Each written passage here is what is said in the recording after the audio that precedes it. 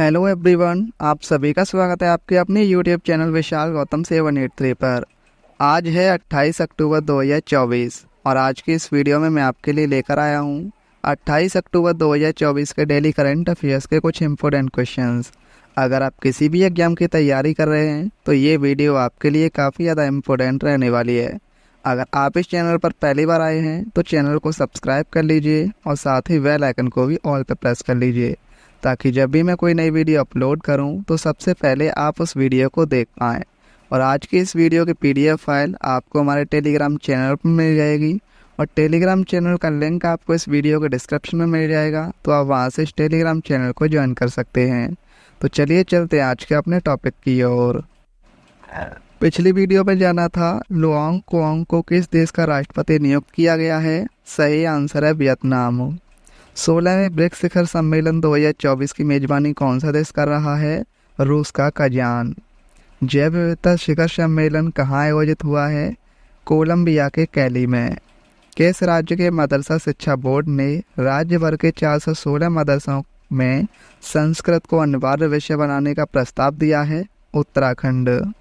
Football में 50वां अंतर्राष्ट्रीय गोल करने वाली पहली भारतीय महिला कौन बनी है? बाला देवी। किस राज्य में अलाई बलाई महोत्सव का आयोजन किया गया है? हैदराबाद में।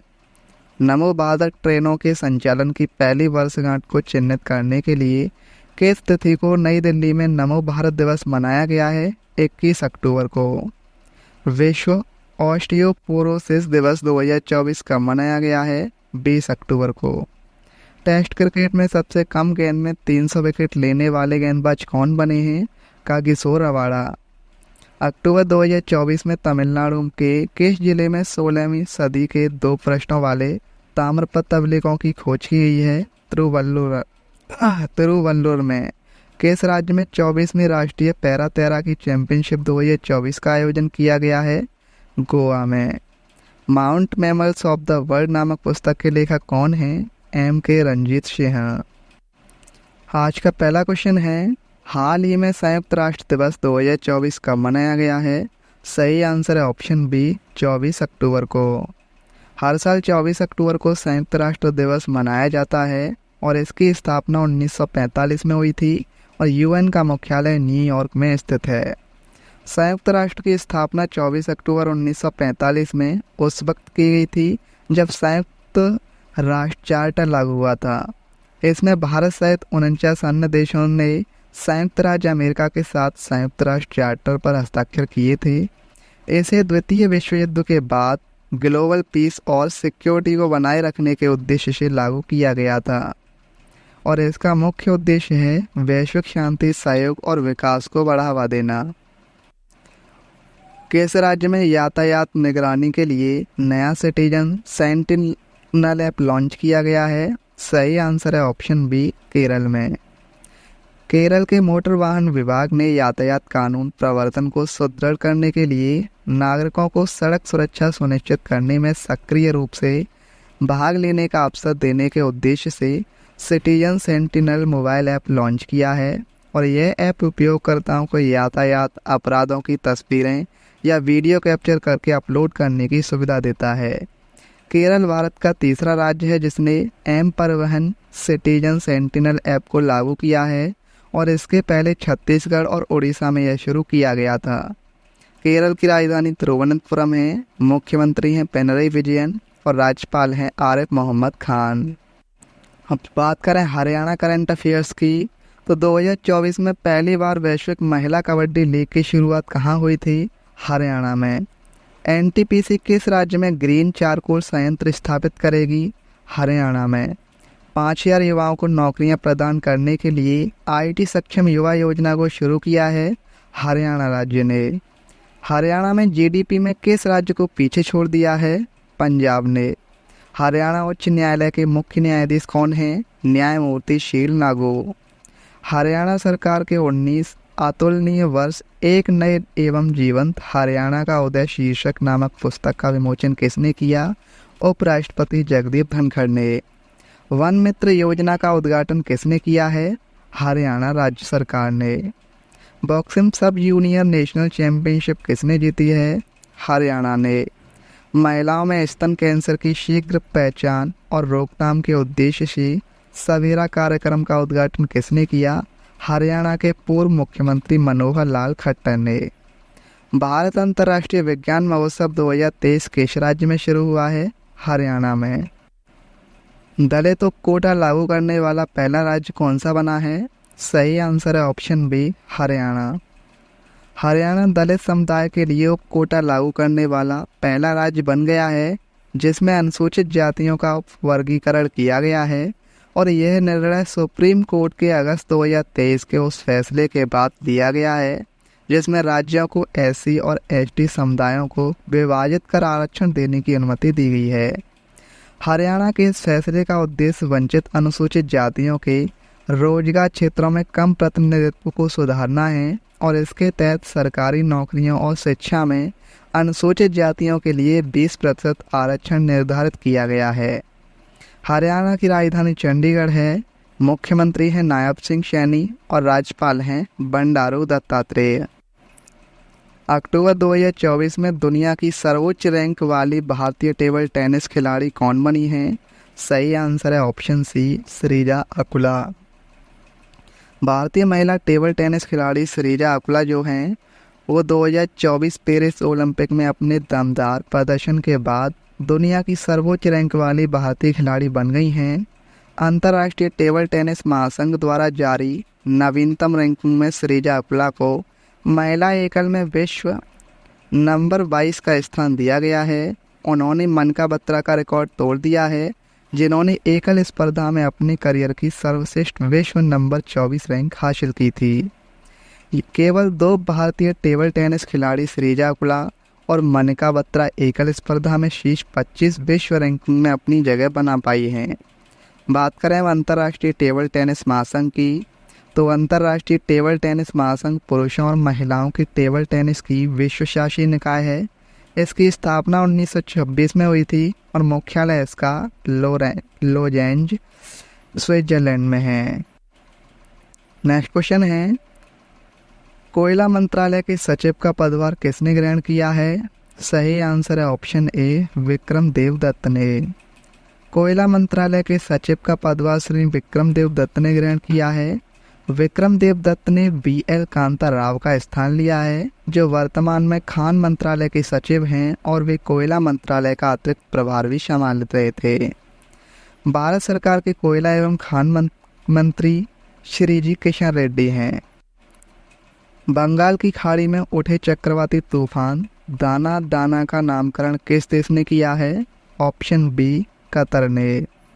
चक्रवात दाना एक गंभीर चक्रवाती तूफान के रूप में पूर्वी भारतीय तट की ओर बढ़ रहा है और इसके 24 अक्टूबर 2024 की देर रात ओडिशा और पश्चिम बंगाल के तट से टकराने की संभावना है। भारत मौसम विज्ञान विभाग ने ओडिशा और पश्चिम बंगाल साथ ही तमिलनाडु और आंध्र प्रदेश में भारी बारिश की चेतावनी जारी की है और इस चक्रवात का नामकरण कतर देश के द्वारा किया गया है। रेलवे स्पोर्ट्स प्रमोशन बोर्ड यानी RSPB ने किसे हराकर सीनियर महिला अंतर विभागीय राष्ट्रीय हॉकी चैंपियनशिप 2024 का खिताब जीता है? सही आंसर है option A, Indian oil. Railway sports promotion board ने सीनियर महिला अंतर विभागीय राष्ट्रीय हॉकी चैंपियनशिप जीतकर फाइनल में इंडियन ऑयल को 3-1 से हराया और हॉकी चैंपियनशिप को अपने नाम किया। Central board of direct taxes ने स्पोर्ट्स अथॉरिटी ऑफ इंडिया को पेनल्टी शूटआउट में 3-2 से हराकर कांस्य पदक जीता है और फाइनल मुकाबला नई दिल्ली के मेजर ध्यानचंद हॉकी स्टेडियम में खेला गया था। किस राज्य केंद्र शासित प्रदेश के नेशनल साइंस सेंटर में पहली बार कोयला गैलरी का उद्घाटन किया गया है? सही आंसर है ऑप्शन ए, नई दिल्ली में। केंद्रीय संस्कृति और पर्यटन मंत्री गजेंद्र सिंह शेखावत और कोयला और खान राज्य मंत्री सतीश चंद्र दुबे ने नई दिल्ली के नेशनल साइंस सेंटर में पहली बार कोयला गैलरी का उद्घाटन किया है। इस प्रदर्शनी का शीर्षक है ब्लैक डायमंड गहराइयों का अनावरण। इस गैलरी में इंटरैक्टिव डिस्प्ले के माध्यम से आगंतुकों को कोयला निष्कर्षण, खनन तकनीकों, पर्यावरणीय प्रथाओं और सतत ऊर्जा में भविष्य के नवाचारों के बारे में शिक्षित किया जाएगा। पाकिस्तान का अगला मुख्य न्यायाधीश किसे नियुक्त किया गया है? सही आंसर है ऑप्शन बी, न्यायमूर्ति हाया अफरीदी। न्यायमूर्ति हाया अफरीदी को पाकिस्तान का अगला मुख्य न्यायाधीश नियुक्त किया गया है। एक विशेष संसदीय समिति ने न्यायमूर्ति हाया अफरीदी के नाम को मंजूरी दी है। समिति ने न्यायमूर्ति हाया अफरीदी को सर्वोच्च न्यायालय के 3 सबसे वरिष्ठ न्यायाधीशों में से चुना है। न्यायमूर्ति हाया अफरीदी को न्यायमूर्ति मंसूरी अली शाह की जगह चुना गया है और अक्टूबर 2024 में पाकिस्तान में 26वां संविधान संशोधन पारित किया गया। इस संशोधन ने न्यायपालिका में महत्वपूर्ण बदलाव किए हैं और समिति का निर्णय अब प्रधानमंत्री और फिर अंतिम स्वीकृति के लिए राष्ट्रपति के समक्ष प्रस्तुत किया जाएगा। 22 अक्टूबर 2024 को नई दिल्ली में अंतर्राष्ट्रीय इनकमिंग स्फोट कॉल रोकथाम प्रणाली का शुभारंभ किसने किया है? सही आंसर है ऑप्शन सी, ज्योतिरादित्य सिंधिया ने। केंद्रीय मंत्री ज्योतिरादित्य सिंधिया ने 22 अक्टूबर को नई दिल्ली में अंतर्राष्ट्रीय इनकमिंग स्फोट कॉल रोकथाम प्रणाली का शुभारंभ किया है।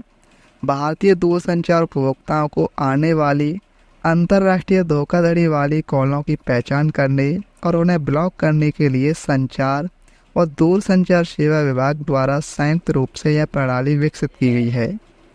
इस प्रणाली के तहत 24 घंटे के भीतर भारतीय फ़ोन नंबरों पर लगभग 1.35 करोड़ अंतर्राष्ट्रीय कॉलों की पहचान धोखाधड़ी के रूप में की गई और दूरसंचार सेवा प्रदाताओं द्वारा उन्हें ब्लॉक कर दिया गया है। राष्ट्रीय स्तर का अमरावती ड्रोन शिखर सम्मेलन 2024 कहाँ शुरू हुआ है?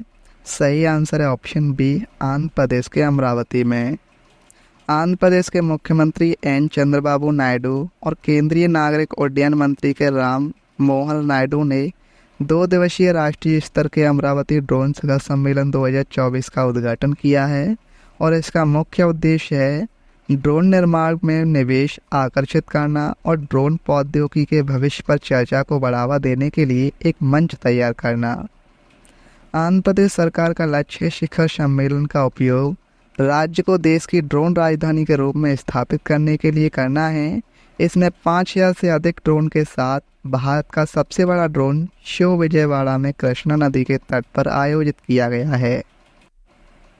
अक्टूबर 2024 में विश्व स्वास्थ्य संगठन ने किस देश को मलेरिया मुक्त घोषित किया है? सही आंसर है इस क्वेश्चन का ऑप्शन सी, मिस्र। मिस्र ने 20 अक्टूबर 2024 को विश्व स्वास्थ्य संगठन द्वारा औपचारिक रूप से मलेरिया मुक्त घोषित होकर एक महत्वपूर्ण सार्वजनिक स्वास्थ्य उपलब्धि हासिल की है। इस उपलब्धि के साथ मिस्र 2024 में कैप वर्डे के बाद मलेरिया मुक्त प्रमाणन प्राप्त करने वाला दूसरा देश बन गया है। विश्व स्वास्थ्य संगठन की अगर हम बात करें तो इसका मुख्यालय जिनेवा स्विट्जरलैंड में है। स्थापना 7 अप्रैल 1948 को हुई थी और महानिदेशक हैं Tedros Adhanom Ghebreyesus. Static GK को देखें तो किस संगठन के माध्यम से एनी बेसेंट ने प्राचीन भारतीय धर्मों, दर्शन और सिद्धांतों के अध्ययनों को बढ़ावा दिया था? थियोसॉफिकल सोसाइटी को। वस्तु एवं सेवा कर किस प्रकार के कर या उदाहरण हैं? अप्रत्यक्ष कर। माजुली उत्सव मनाने के लिए कौन सा राज्य प्रसिद्ध है? असम। शुंग वंश का अंतिम राजा कौन था? देवभूति। ईश्वरी प्रसाद किस भारतीय शास्त्रीय नृत्य से जुड़े थे? कथक से। तालीकोटा की लड़ाई के बाद विजयी सेनाओं ने किस शहर को लूट लिया था? विजयनगर को। किस पंचवर्षीय योजना का उद्देश्य खाद्यान्न उत्पादन में तेजी से वृद्धि हासिल करना था? 7वीं पंचवर्षीय योजना।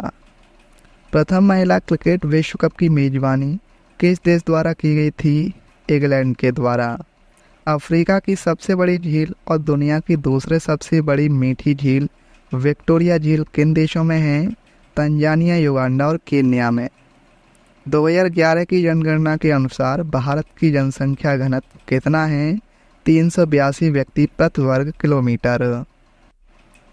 पिछली वीडियो में मैंने एक क्वेश्चन पूछा था कि लुओंग कोओंग को किस देश का राष्ट्रपति नियुक्त किया गया है? इस क्वेश्चन का सही आंसर था ऑप्शन सी, वियतनाम। अब आपके लिए आज का क्वेश्चन है, किस राज्य में यातायात निगरानी के लिए नया सिटीजन सेंटिनल ऐप लॉन्च किया गया है? इस क्वेश्चन का सही आंसर आपको कमेंट में बताना है। अगर आपको ये वीडियो आज की हेल्पफुल लगी हो तो आप इस वीडियो को अपने दोस्तों के पास ज़रूर शेयर करना, और अगर आप इस चैनल पर पहली बार आए हैं तो चैनल को भी सब्सक्राइब ज़रूर कर लेना। चलिए चलते हैं। जय हिंद, जय भारत, वंदे मातरम।